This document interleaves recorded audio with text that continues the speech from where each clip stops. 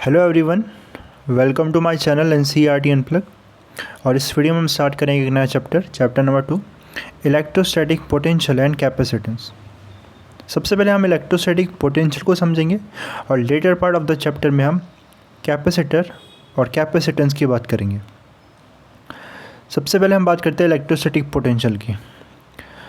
इससे पहले चैप्टर में हमने चार्जेस की बात की, पॉइंट चार्जेस की बात की, चार्जेस एट रेस्ट की बात की, ठीक है। उन पे लगने वाले फोर्सेस की बात की, कूलम फोर्स, एक दूसरे पे कितना फोर्स एक्सर्ट कर रहे हैं। इलेक्ट्रिक फील्ड की बात करी, एक चार्ज अपने अराउंड जो एरिया है, अपने अराउंड जो स्पेस है उसे इफेक्ट करता है, ठीक है। और उसी इफेक्ट को हमें in the form of electric field पढ़ा, इलेक्ट्रिक फील्ड इंटेंसिटी पढ़ा। क्या था electric field intensity? Force acting per unit test charge, ठीक है। अगर टेस्ट चार्ज रखेंगे उस इलेक्ट्रिक फील्ड पे, एक चार्ज है पॉइंट चार्ज, और वो क्या करेगा, अपने अराउंड एक इलेक्ट्रिक फील्ड क्रिएट करेगा जो अपने स्पेसेस अपने अराउंड उसको इफेक्ट करेगा, ठीक है। और किसी भी पॉइंट पे जो इफेक्ट है इस चार्ज का, उसको हमने इलेक्ट्रिक फील्ड इंटेंसिटी से पढ़ा कि एक टेस्ट चार्ज को अगर मैं रखूँगा तो उस पर कितना फोर्स लगेगा। इलेक्ट्रिक फील्ड इंटेंसिटी एक वेक्टर क्वांटिटी थी जो हमने देखा था। इस इफेक्ट को हम एक दूसरी क्वांटिटी के टर्म में भी पढ़ सकते हैं जिसको हम बोलेंगे पोटेंशियल।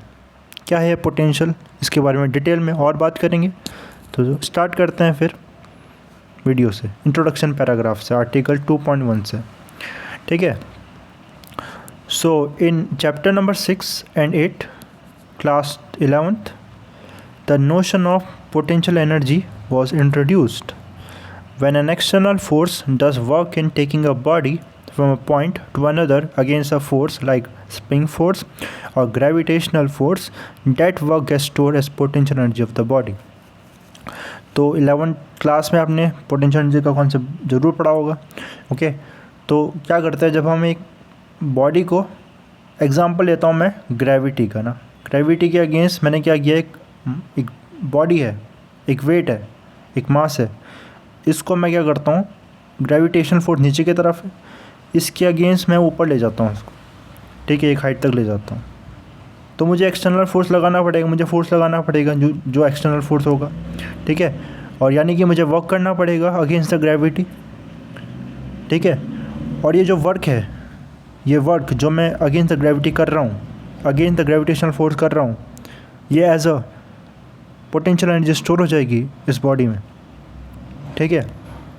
और इसके बाद अगर मैं इसको रिमूव कर देता हूँ, मतलब उस बॉडी को मतलब ड्रॉप कर देता हूँ, तो वो जो पोटेंशियल एनर्जी है वो काइनेटिक एनर्जी में कन्वर्ट हो जाएगी। जितनी पोटेंशियल एनर्जी स्टोर होगी वो पूरी की पूरी काइनेटिक एनर्जी से नीचे आएगा, काइनेटिक एनर्जी में कन्वर्ट हो जाएगी। और इन दोनों का सम, पोटेंशियल एनर्जी और काइनेटिक एनर्जी का सम, वो कांस्टेंट रहेगा हमेशा, ठीक है। तो इसी को हम कंजर्वेटिव फोर्स बोलते हैं, जिसमें जो मैकेनिकल एनर्जी है वो कंजर्व रहती है। मैकेनिकल एनर्जी मतलब पोटेंशियल एनर्जी और काइनेटिक एनर्जी, ये कंजर्व रहती है, कंजर्वेटिव फोर्स बोलते हैं इन्हें, ठीक है। और भी प्रॉपर्टीज हमने पढ़ी कंजर्वेटिव फोर्स की, कि जो टोटल वर्क है एक पूरा डाउन ट्रिप के लिए, ठीक है, वो ज़ीरो रहता है। जैसे कि मैं जब ऊपर ले जा रहा हूँ वर्क मैं कर रहा हूँ, और जब नीचे आ रहा है तो वर्क ग्रेविटेशन कर रहा है। तो एक मैं पॉजिटिव वर्क जब मैं करूँगा, जब नीचे आएगा negative work, total work zero, ठीक है। पॉइंट पे डिपेंड करता है, पाथ पे इंडिपेंडेंट होता है, किसी भी पाथ चले जाओ इस बॉडी को ऊपर फ़र्क नहीं पड़ता, ठीक है। पॉइंट पे डिपेंड करता है, ये दोनों पॉइंट कौन से हैं जहाँ मैं कंसिडर कर रहा हूँ, पोटेंशियल इन दोनों पॉइंट की, ओके। ये सारी चीज़ हमने कंजर्वेटिव फोर्स में क्लास 11 में पढ़ी है। सिमिलरली स्प्रिंग फोर्स में भी एक स्प्रिंग है, इसको मैं क्या कंप्रेस करता हूँ, तो इसमें मैंने क्या किया, स्प्रिंग फोर्स है जो रिस्टोरिंग फोर्स के अगेंस्ट मैं वर्क कर रहा हूँ, ठीक है, फोर्स लगा रहा हूँ, उसके अगेंस्ट वर्क कर रहा हूँ, और ये इसमें as a potential energy store हो जाएगी। सेम चीज़ यहाँ पर भी होगी, ठीक है। तो स्प्रिंग फोर्स और ग्रेविटेशन फोर्स कंजर्वेटिव फोर्स का एग्जांपल है। जो मैकेनिकल एनर्जी है, kinetic energy plus potential energy, वो कंजर्व रहेगी, ठीक है।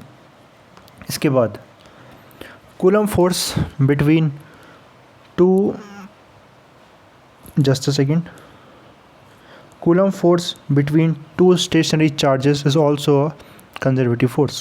Similarly जो Coulomb force है, दो स्टेशनरी चार्ज के बीच में जो फोर्स लग रहा है, फोर्स ऑफ अट्रैक्शन और फोर्स ऑफ रिपल्शन, ये भी कंजर्वेटिव फोर्स है, ठीक है, इस पर भी मैकेनिकल एनर्जी पोटेंशियल एनर्जी करने का सम हमेशा कंजर्व रहेगा। ठीक है, this is not surprising since both have inverse square dependence on distance and differ mainly in the proportionality constant. The masses of the gravitational law are replaced by charges in Coulomb's law. ठीक है, और इसमें similarity इसलिए भी है क्योंकि conservative इसलिए भी होना चाहिए, इस तरह से भी देखा गया। हमने जब ग्रेविटेशनल फोर्स पढ़ा, वो फोर्स कितना था, उसमें जो फोर्स था वो किस पर डिपेंड कर रहा था, उसमें फोर्स हमें पता है वो प्रोडक्ट ऑफ मासेस, दो बॉडीज जो मासेस है उनके प्रोडक्ट पे डिपेंड कर, उनके मैग्नीट्यूड पे। Distance, the square of distance between the to masses उस पर डिपेंड कर रहा था। ओके, और जबकि इसमें कूलम फोर्स में भी है magnitude, product of the magnitude of the two charges और inversely proportional to the square of the distance between the two charges, इस पर डिपेंड कर रहा है। तो आप सिमिलरिटी देख सकते हो, इन्वर्स स्क्वायर रिलेशन फॉलो कर रहा है। इसमें मासेस रिप्लेस होगा चार्जेस के मैग्नीट्यूड से। ठीक है, कांस्टेंट भी रिप्लेस हो जाएगा दूसरे कांस्टेंट से, तो सिमिलरिटी है इन दोनों में। तो इसीलिए बोला कि ये भी कंजर्वेटिव होना चाहिए, है ना, और ये होता है conservative. Okay, so thus like the potential energy of the mass in gravitational field we can define electrostatic potential energy of charge in an electrostatic. जैसे हमने पोटेंशियल एनर्जी मास के लिए डिफाइन किया, वैसे ही हम इलेक्ट्रोस्टैटिक पोटेंशियल के लिए पोटेंशियल एनर्जी डिफाइन करेंगे चार्ज के लिए इलेक्ट्रोस्टैटिक फील्ड में। देखते हैं इसको कैसे करते हैं। Okay, consider an electrostatic field E due to some charge configuration। ठीक है, तो हम क्या मानते हैं, एक चार्ज है, एक इलेक्ट्रिक फील्ड है, एक चार्ज की वजह से ये चार्ज है, इसके अराउंड एक इलेक्ट्रिक फील्ड है पूरे। ठीक है, ई इलेक्ट्रिक फील्ड है। For simplicity consider the field E2 due to a charge capital Q place at the origin. और हमने जो चार्ज है उसको एक ओरिजिन में, ओरिजिन पे है हम ऐसा मानते हैं, जो हमारा पॉइंट चार्ज था वो ओरिजिन पे और इसके अराउंड इलेक्ट्रिक फील्ड है। Okay, now imagine that we bring a test charge small q from a point r to a point p again the repulsive force on it due to the charge q। ठीक है, हम एक test charge लेके आएंगे r से, दो point है electric field में, r से q में हम टेस्ट चार्ज को लेके आते हैं। ठीक है, ऑब्वियस सी बात है, test charge unit positive charge. ठीक है, जो टेस्ट करने के लिए हम यूज़ करते हैं, हमने पिछले चैप्टर में देखा था उसको, है ना। और जब हम इसको लेके आएंगे, ये पॉजिटिव है तो क्या, ये पॉजिटिव चार्ज इस पे रिपल्शन का फोर्स लगाएगा, ओके, रिपेल करेगा। और अब मैं आर से पी के लिए तरफ लेके आ रहा हूँ उसको, तो मुझे एक एक्सटर्नल फोर्स लगाना पड़ेगा to overcome this repulsive force. जो रिपल्सिव फोर्स है, कूलम फोर्स है, उसके अगेंस्ट एक फोर्स लगाना पड़ेगा, तभी मैं इसको लेके आ पाऊँगा। ठीक है, मुझे बेसिकली इसके अगेंस्ट वर्क करना पड़ रहा है। ठीक है, तो आप रिलेट कर सकते हो ग्रेविटी से, ग्रेविटेशन फोर्स में मैं ग्रेविटी के अगेंस्ट वर्क कर रहा था उसको हाइट में ले जाने के लिए मास को। सिमिलरली इसमें पॉइंट चार्ज को लाने के लिए अगेंस्ट द इलेक्ट्रोस्टैटिक फोर्स मैं वर्क कर रहा हूँ। ठीक है, कुछ और बातें समझते हैं इसकी। Now imagine that we find a test charge q from, okay, ये तो मैंने बताया आपको, with reference to figure 2.1 this will happen if capital Q and small q are both positive और बोथ नेगेटिव। ठीक है, और अगर इसमें, तो ये पॉजिटिव तब होगा जो वर्क डन मैं कर रहा हूँ, या फिर मुझे against the coulomb force work करना पड़े जब दोनों पॉजिटिव है। जब एक पॉजिटिव नेगेटिव है उसमें उस ऑपोजिट हो जाएगा, उसमें सिस्टम वर्क करेगा, चार्ज ही अट्रैक्ट करेगा, वो अलग केस है। अभी हम उसको इसमें देखते हैं जिसमें दोनों चार्जेस, है ना, जैसे कि इस केस में पॉजिटिव है और अगर ये नेगेटिव है तो ये भी नेगेटिव। अगर दोनों नेगेटिव है तब उस केस में वर्क डन पॉजिटिव हुआ, यानी कि मुझे अगेंस्ट द वर्क करना पड़ेगा, अगेंस्ट द इस फोर्स के, इलेक्ट्रोस्टैटिक फोर्स के एक्सटर्नल वर्क करना पड़ेगा। ठीक है, और इस केस में हमने क्या ले लिया कि दोनों पॉजिटिव है। ओके, दोनों सेम चार्ज है। Okay, two remarks may be made here. First, we assume that the test charge q is small, so small that it does not disturb the original configuration, namely the charge q at the origin. We keep q fixed at the origin by some unspecified force. और okay, तो इसमें दो चीज़ें ध्यान रखनी पड़ेगी। सबसे पहले हमें ध्यान रखना पड़ेगा कि जो q है इसकी जो इंटेंसिटी है, इसका जो मैग्नीट्यूड है वो इतना कम होना चाहिए।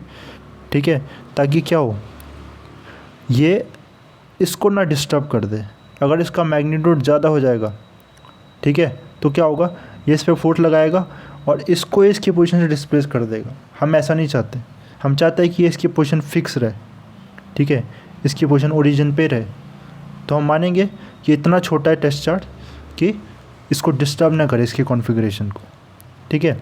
और दूसरा तरीका यह है कि क्या करें, हम किसी और तरीके से और दूसरे फोर्सेस की से फिक्स रखें। ये इस पर फोर्स लगा रहा है, इसको फोर्स लगा के डिस्प्लेस कर रहा है, लेकिन करना चाह रहा है, बट फिर भी हम किसी तरह से इसको रोके हुए हैं। यहाँ पर इसको हमने फिक्स कर दिया कुछ अनस्पेसिफाइड फोर्स से, ठीक है। कुछ भी तरीका है, बस बेसिकली बात है कि ये फिक्स रहना चाहिए अपनी ओरिजिन पोजीशन पे। इसकी वजह से इस पे फोर्स लग के ये डिस्टर्ब नहीं होना चाहिए, ठीक है। तो हमने एक तरीका ये बोला, ये हमने स्मॉल ले लिया, टेस्ट चार्ज को बहुत बहुत स्मॉल ले लिया, ठीक है।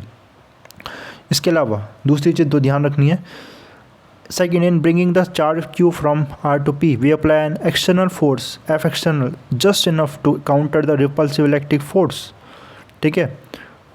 This means there is no net force on the acceleration of the charge Q when it brought from R to P, that is it brought in infinitesimally slow constant speed। Second point को समझते हैं, जब हम इसको यहाँ से ये ला रहे हैं, ठीक है, R to P ला रहे हैं, तो जब हम फोर्स लगाएंगे, एक्सटर्नल फोर्स लगाएंगे, वो बस इतना होना चाहिए कि जो रिपल्सिव फोर्स है उसको ओवरकम कर सके, ठीक है, उसको ओवरकम कर सके, बिल्कुल उतना होना चाहिए, इसको ओवरकम कर सके। क्योंकि अगर इससे ज़्यादा हो गया, ठीक है, तो इस पर नेट फोर्स लगने लग जाएगा, है ना। तो बिल्कुल इतना होगा कि इसको ऊपर कम कर पाएगा, ठीक है। और नेट फोर्स अगर ज़ीरो है, इस तरह से होगा कि नेट फोर्स ज़ीरो रहेगा इसका, ठीक है। और नेट फोर्स ज़ीरो रहेगा तो एक्सेलरेशन भी ज़ीरो रहेगी, इस चार्ज पे कोई एक्सेलरेशन नहीं होगा, ठीक है। ये बात ध्यान में रखनी है हमें, ओके। तो दो कंडीशन हमने देखी, ये चार्ज जो टेस्ट चार्ज है इसकी कॉन्फ़िगरेशन को डिस्टर्ब ना करे, और दूसरी बात, इसको हम एक कांस्टेंट स्पीड से लेके आएंगे। कांस्टेंट स्पीड से कैसे लाएंगे, जो एक्सटर्नल फोर्स है हमारा वो बराबर होना चाहिए, जो कूलम फोर्स के, जो रिपल्सिव फोर्स के, ताकि इस पे नेट फोर्स ज़ीरो लगे और एक्सेलरेशन, इस पे कोई एक्सेलरेशन ना हो, ठीक है। इसके बाद आगे देखते हैं फिर, in this situation work done by the external force is a negative of the work done by the electric force and get fully stored in the form of potential energy, ठीक है। और ये कंडीशन लेके ही हम बिल्कुल उसका जो potential energy find out करने की कोशिश कर रहे हैं हम तभी कर पाएंगे, ठीक है, ओके। नाउ तो हम क्या करते हैं, इस केस में जो वर्क हम करेंगे, इन दोनों रिमार्क को लेने के बाद जो वर्क हम करेंगे वो क्या हो जाएगा, वो इस एक्सटर्नल वर्क वो work he in the form of potential energy store होने लगेगा, है ना। जो वर्क हम करेंगे इन द फोर्स, वही एक्सटर्नल वर्क एक्सटर्नल एनर्जी में, इलेक्ट्रोस्टैटिक पोटेंशियल एनर्जी में स्टोर होने लगेगा, है ना। जैसे कि ग्रेविटी में बात की थी हमने, मास को ऊपर ले जा रहा है अगेंस्ट द ग्रेविटी, तो पोटेंशियल एनर्जी ऑफ द मास में स्टोर होने लगेगा, ओके। आई होप ये समझ में आ रहा होगा आपको। If the external force is removed on reaching P, the electric force will take the charge away Q, the stored energy at P is used to provide kinetic energy to the charge in such a way that the sum of the kinetic and potential energy is conserved, okay। अगर मैं क्या करता हूँ, यहाँ पर इसको लेके आया, R से P पे लेके आया, ठीक है, और यहाँ पर मैंने इसको रिलीज़ कर दिया, तो क्या होगा, तो इसकी जो पोटेंशियल एनर्जी जो स्टोर हुई थी यहाँ पर, क्योंकि मैंने वर्क किया उसमें पोटेंशियल एनर्जी स्टोर हो रही है, और सपोज मैं यहाँ से यहाँ लाने में 20 वर्क करता हूँ, 20 जूल वर्क करता हूँ, तो इसकी पोटेंशियल एनर्जी 20 जूल है, ओके। और फिर जब मैंने इसको रिलीज़ किया तो क्या हुआ, ये क्या करेगा, ये पोटेंशियल एनर्जी अब कन्वर्ट होने लगी काइनेटिक एनर्जी में, मतलब ये इससे दूर जाने लगेगा, ठीक है। और ये जो इसकी पोटेंशियल एनर्जी है वो काइनेटिक एनर्जी में कन्वर्ट हो जाएगी, ये मूव करने लगेगा, रिपेल करेगा इस चार्ज से, और इसकी पोटेंशियल एनर्जी काइनेटिक एनर्जी में कंजर्व रह जाएगी, इस तरह से कि इनका सम, पोटेंशियल एनर्जी और काइनेटिक एनर्जी का सम हमेशा कांस्टेंट रहे और कंजर्व रहे, कंजर्वेटिव फोर्स है क्योंकि ये, ठीक है। इतनी बात आपको समझ में आ गई होगी, ठीक है। इसके बाद Thus work done by the external forces in moving a charge q from r to p is, तो r to p ले जाने में कितना वर्क करना पड़ा, तो हम क्या करते हैं, small distance, very very small distance, infinitesimal small distance d r की बात करते हैं। डी आर में ले जाने में कितना वर्क करना पड़ा, एक small distance d are, 2 point बहुत पास है जो दोनों, उतना डिस्टेंस मूव करने में कितना वर्क करना पड़ा। ठीक है, तो कितना फोर्स लग रहा है उस पर, हम कितना फोर्स लगा रहे हैं एफ एक्सटर्नल, और डिस्टेंस है डी आर। ठीक है, और अगर मैं तो ये इतना वर्क करना पड़ा। ओके, और इस केस में आप देखोगे दोनों ही डी आर में इधर मूव कर रहा हूँ और फोर्स भी इधर लगा रहा हूँ, दोनों के बीच में जो एंगल है। ठीक है, अगर मैं इसको डॉट प्रोडक्ट में देखिए, वर्क डन निकाल रहा हूँ यहाँ, डॉट प्रोडक्ट में देखो तो ये आ जाएगा, और इसके बीच में अगर एंगल देखो कॉस तो ज़ीरो होगा, तो F external dot F external D R. और अगर ये आर से पी इस पूरे पाथ में देखो कितना वर्क करना पड़ा, तो इंटीग्रेट कर दूंगा इस लिमिट में। ठीक है, वही मैंने किया है यहाँ। ठीक है, तो यहाँ देखो work done R P is equal to integration of R to P F external dot D R ना, ये वेक्टर है यहाँ पर ना, डॉट डी आर। ओके, उसको फिर हम कॉस जीरो वो भी कर सकते हैं, मैग्नीट्यूड ले सकते हैं उसका। और अगर मैं एक्सटर्नल, अगर यहाँ पर वेक्टर चेंज करूँगा मैं एक्सटर्नल को एफ इलेक्ट्रोस्टैटिक्स, ऐसा क्यों कर रहा हूँ, क्योंकि मुझे इलेक्ट्रोस्टैटिक फोर्स की वैल्यू पता रहेगी, है ना। इलेक्ट्रोस्टैटिक फोर्स कितना लग रहा है उस चार्ट पे, उसकी वजह से ये हम पिछले चैप्टर में निकाल चुके हैं। ठीक है, कूलम लॉ से, तो उसको रिप्लेस कर दूंगा मैं इससे। और जब मैंने ऐसा किया तो मुझे माइनस लगाना पड़ेगा, बिकॉज ये दोनों एफ एक्सटर्नल और ये एक दूसरे की ऑपोजिट डायरेक्शन में, मैं एक्सटर्नल वर्क कर रहा हूँ इधर और इलेक्ट्रोस्टैटिक फोर्स इधर है, तो एक दूसरे के ऑपोजिट डायरेक्शन में है ये दोनों, इसलिए माइनस साइन आएगा यहाँ। ठीक है, तो इतना वर्क हुआ और इसमें मैं वैल्यू ऑब्वियसली सी कैलकुलेट कर सकता हूँ। ठीक है, this work is against electrostatic repulsive force and get store as potential, और यही हो जाएगी work done against electrostatic force, और यही and the form of electrostatic energy, potential energy store हो जाएगी। ठीक है, at every point in electric field a particle with charge q possesses certain electrostatic potential energy. This work done increases its potential energy by an amount equal to the potential difference between 2 points r and p. ठीक है, और किसी भी point पे particle क्या करता है electric field में, चार्ज q जो है, ठीक है, पार्टिकल विद चार्ज q, उसकी कुछ पोटेंशियल इलेक्ट्रोस्टैटिक पोटेंशियल एनर्जी होगी। ठीक है, और ये जो पोटेंशियल एनर्जी है वो 2 पॉइंट पे कितनी पोटेंशियल एनर्जी डिफरेंस है उससे इंक्रीज़ करता जाएगा। ठीक है, कितना वर्कआउट करना पड़ा, जैसे यहाँ लाने में वर्क करना पड़ा, है ना। जैसे कि ये पॉइंट में इसकी कुछ ना कुछ पोटेंशियल एनर्जी होगी यहाँ पहले, ठीक, कुछ ना कुछ पोटेंशियल एनर्जी होगी। ठीक है, और जब मैं इसको यहाँ से यहाँ लेके आऊँगा तो जितना पोटेंशियल एनर्जी डिफरेंस होंगे इन दोनों पॉइंट के बीच में, और वो कितना हो, जितना वर्क करना पड़ा होगा यहाँ से यहाँ लाने में, उतनी पोटेंशियल एनर्जी इसकी इंक्रीज़ हो जाएगी इसको यहाँ से लाने में। ठीक है, ये लाइन का मतलब यही है। ठीक है, तो वही मैंने बोला है कि this work increases its potential energy by an amount equal to the potential difference between 2 points R and P. ठीक है, 10 पोटेंशियल डिफरेंस, किसी भी 2 पॉइंट में पोटेंशियल डिफरेंस क्या होगा, delta U, U P minus U R. ठीक है, that is तो पोटेंशियल डिफरेंस, कितना वर्क करना पड़ा मुझे, इंपॉर्टेंट है, कितना वर्क करना पड़ा आर सी पी ले जाने में, वही इन दोनों पॉइंट के बीच में पोटेंशियल एनर्जी डिफरेंस हो जाएगा, कितना वर्क करना पड़ा आर टू पी लाने में। ठीक है, इसके बाद note that here that the displacement is in opposite sense to the electric force and hence work done by the electric field is negative. ठीक है, अब ध्यान से समझो एक बात को, नेगेटिव वाली जो बात है, नेगेटिव साइन की बात, जो वर्क एक्सटर्नल एजेंट कर रहा है, जैसे मैं लेके आ रहा हूँ फोर्स को अगेंस्ट द इलेक्ट्रिक फील्ड, वो पॉजिटिव वर्क होगा। ठीक है, और जो वर्क इलेक्ट्रिक फील्ड कर रही है वो नेगेटिव होगा। ठीक है, ये बात समझ में आनी चाहिए आपको, जो वर्क एक्सटर्नल एजेंट कर रहा है ना, ये हम एक्सटर्नल वर्क कर रहे हैं जो, वो पॉजिटिव होगा, और जो ये कन्वेंशन हम फॉलो करते भी है। ओके, और ये देखो एक इस तरह से भी देख सकते हैं, क्योंकि इस डायरेक्शन में डिस्प्लेसमेंट हो रहा है और फोर्स भी हम इधर ही लगा रहे हैं। ठीक है, ये पॉजिटिव वर्क आएगा यहाँ, क्योंकि फोर्स और डिस्प्लेसमेंट डायरेक्शन सेम है, जबकि इसके ऑपोजिट इलेक्ट्रोस्टैटिक फोर्स इधर और डिस्प्लेसमेंट इधर हो रहा है। ठीक है, तो ये नेगेटिव वर्क है क्योंकि against the electric field work हो रहा है। ठीक है, इसके बाद therefore we can define electric potential energy difference between two point is the work required to be done by an external force in moving charge Q from one point to another for electric field of an arbitrary charge configuration. तो हम electric potential energy different define कर सकते हैं between two point.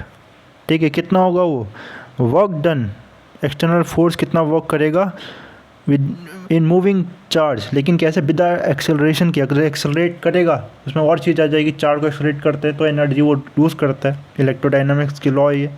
Okay, तो वो चीज़ हम नहीं करेंगे एक्सेलरेशन के बिना, कांस्टेंट स्पीड से, नेट फोर्स जीरो। ओके, तो कितना वर्क होगा, जितना वर्क होगा उसको दोनों पॉइंट में ले जाने के लिए, वही क्या होगा, वही इन दोनों के बीच में इलेक्ट्रिक पोटेंशियल एनर्जी है। ठीक है, आई होप ये बात समझ में आई होगी, डेफिनेशन आई इलेक्ट्रिक पोटेंशियल एनर्जी की। अब यहाँ पर दो कमेंट्स हम करेंगे। ठीक है, देखते हैं क्या है वो कमेंट्स। फर्स्ट है the right side of equation 2.2 depends only on the initial and final position of the charge. Right side देखो इक्वेशन 2.2 की किस पर डिपेंड कर रही है, ये वाली बात कर रही है ना। हाँ, तो ये दोनों या फिर वर्क डन भी, एक सेकेंड है ना, इसमें क्या पूछा है, depends on the initial and the final position of the charge. तो जो वर्क डन है, ये वर्क डन है किस पे डिपेंड कर रहा है, पॉइंट्स पे डिपेंड कर रहा है। ठीक है, इससे फ़र्क नहीं पड़ता कि आप इस चार्ट को इस पास से लेके आओ या इस पास से लेके आओ या किसी और पास से लेके आओ, फ़र्क पड़ता है वर्क डन इन दोनों पॉइंट्स पे, दोनों इनिशियल और फाइनल पॉइंट्स कौन से, वो उस पर फ़र्क पड़ता है। ठीक है, और ये कंजर्वेटिव फोर्स की प्रॉपर्टी भी होती है, it depends on the initial and final position and not the path independent होता है। ठीक है, आगे देखते हैं फिर, जस्ट अ सेकेंड। ओके, इसके बाद हाँ, तो पहला कमेंट यही है, it means that the work done by an electrostatic field in moving a charge from one point to another depends only on the initial and the final points and is independent of the part taken to go from one point to another। तो ये मैंने अभी आपको बताया है ना, और this is the fundamental characteristic of conservative force. ठीक है, कंजर्वेटिव फोर्स की एक प्रॉपर्टी है। The concept the potential would not be meaningful if the were dependent on path, और पोटेंशियल एनर्जी का कॉन्सेप्ट मीनिंगफुल नहीं रहेगा अगर पाथ पे डिपेंड करेगा। ठीक है, the part independence of work done by an can be prove using Coulomb law, we omit this है ना। तो इसको हम कूलम लॉ से प्रूव कर सकते हैं ये पार्ट इंडिपेंडेंट है, लेकिन यहाँ पर उस प्रूफ को ओमिट किया गया है। ठीक है, तो आप वो प्रूफ देख सकते हो। ओके, नाउ उसका लिंक मैं उस वीडियो का डिस्क्रिप्शन में लिंक दे दूँगा। ठीक है, आप उस प्रूफ को चाहो तो देख सकते हो, जिसमें हम शो करेंगे कि जो part independence of this electrostatic potential energy bye Coulomb's law. Okay, second comment देखते हैं। तो इसमें हमें क्या समझ में आया कि जो वर्क डन है वो पार्ट इंडिपेंडेंट इनिशियल और फाइनल पोजीशन पे डिपेंड करता है। ठीक है, सेकंड कमेंट देखते हैं। Equation 2.2 defines potential and difference in term of the physically meaningful quantity work. तो पोटेंशियल एनर्जी को, पोटेंशियल एनर्जी डिफरेंस को किसके टर्म में बताया, वर्क के टर्म में बताया इक्वेशन 2.2 से। Okay, clearly potential energy so defines it is undetermined to within an additive constant। ठीक है, what this means is that the actual value of the potential energy is not physically significant, it is only the difference of potential energy that is significant। ठीक है, तो work की term में बताया, आप देखो तो किसी भी पॉइंट पे जो पोटेंशियल है वो सिग्निफिकेंट नहीं है, पोटेंशियल एनर्जी कितनी है किसी भी पॉइंट पे पोटेंशियल एनर्जी कितनी है वो सिग्निफिकेंट नहीं है, सिग्निफिकेंट है पोटेंशियल एनर्जी डिफरेंस। ठीक है, मैं क्या कर सकता हूँ, जैसे कि एग्जांपल देखो यहाँ पर है ना, मैं किसी भी पॉइंट को कितना भी पोटेंशियल मान लूँगा, पोटेंशियल एनर्जी उसकी मान लूँगा, उससे फ़र्क नहीं पड़ता। जैसे कि यहाँ पर एग्जांपल आगे किया भी है इसको। ठीक है, और मैं कुछ भी कांस्टेंट ऐड कर सकता हूँ। जैसे कि अगर मैं क्या करता हूँ, ये जो हमारे पास दो पॉइंट्स थे, इस पॉइंट पे मैं मान सकता हूँ इसकी पोटेंशियल एनर्जी कितनी है, 20 जूल है, इस पॉइंट पे 30 जूल है। ठीक है, कितना पोटेंशियल एनर्जी डिफरेंस इनके बीच में, 10 जूल। क्यों, और यही तो वर्क डन है ना, क्योंकि मेन है वर्क डन। ओके, अब मैं क्या करता हूँ, इसकी पोटेंशियल एनर्जी बोल देता हूँ यहाँ पर 30 जूल है और यहाँ 40 जूल है। वर्क डन कितना आया अभी भी 10 जूल ही आया, वर्क डन तो सेम ही आया ना। तो मैं किसी भी पॉइंट पे कितनी पोटेंशियल मान सकता हूँ, उससे फ़र्क नहीं पड़ेगा। इम्पॉर्टेंट है उन दोनों पॉइंट के बीच में पोटेंशियल डिफरेंस कितना है, ठीक है। तो किसी भी पॉइंट पे मैं पोटेंशियल एनर्जी को कितना भी अज्यूम कर सकता हूँ, दो पॉइंट के बीच में पोटेंशियल एनर्जी डिफरेंस कितना है वो ज़्यादा इंपॉर्टेंट है, वही वर्क डन है, ठीक है। और यानी कि मैं किसी भी पॉइंट पे कितना भी कोई भी फैक्टर को ऐड कर सकता हूँ पोटेंशियल एनर्जी के लिए, जैसे यहाँ किया है ना। We can always add an arbitrary constant alpha to potential energy at every point since this will not change the potential energy difference. Alpha कुछ भी ऐड कर सकते हैं किसी भी पॉइंट पे, है ना, क्योंकि इससे जो डिफरेंस है वो तो चेंज नहीं होगा। ये माइनस अल्फा देखो प्लस है माइनस से कैंसिल आउट हो जाएगा, तो पोटेंशियल एनर्जी सेम रहेगा, वर्क उतना ही रहेगा। क्योंकि मेन चीज़ है वर्क कितना हो रहा है दो पॉइंट को ले जाने में, वो इंपॉर्टेंट है, ठीक है। तो किसी भी पॉइंट को मैं पोटेंशियल ज़ीरो मान सकता हूँ किसी भी पॉइंट की, ठीक है। उसकी put it differently there is a freedom in choosing the point where potential energy zero. तो वही मैंने अभी बताया, तो हमारे पास फ्रीडम है कि किसी भी पॉइंट पे पोटेंशियल एनर्जी जीरो चूज़ कर सकता हूँ, फ़र्क नहीं पड़ेगा, क्योंकि अल्टीमेटली फ़र्क पड़ेगा दूसरा पॉइंट कहाँ है, उनके बीच में कितना पोटेंशियल डिफरेंस है, क्योंकि वही वर्क डन होगा, कितना वर्क डन करना पड़ रहा है ना। किसी भी पॉइंट पे तो कुछ फ़र्क नहीं पड़ेगा। A convenient choice is to have a electric potential zero at infinity. तो हम क्या मानते हैं कि पोटेंशियल जीरो कहाँ पर होगी, हम ये हमारे पास चॉइस है तो हम जीरो कहाँ पर मान लेते हैं, इन्फिनिटी पे पोटेंशियल एनर्जी जीरो है, हम ऐसा मान लेते हैं, एक कन्वेंशन फॉलो करते हैं। With this choice if we take the point R at infinity we get through equation 2.2। अगर हम ऐसा मानते हैं तो आर इन्फिनिटी पे हमने पोटेंशियल एनर्जी को ज़ीरो मान लिया।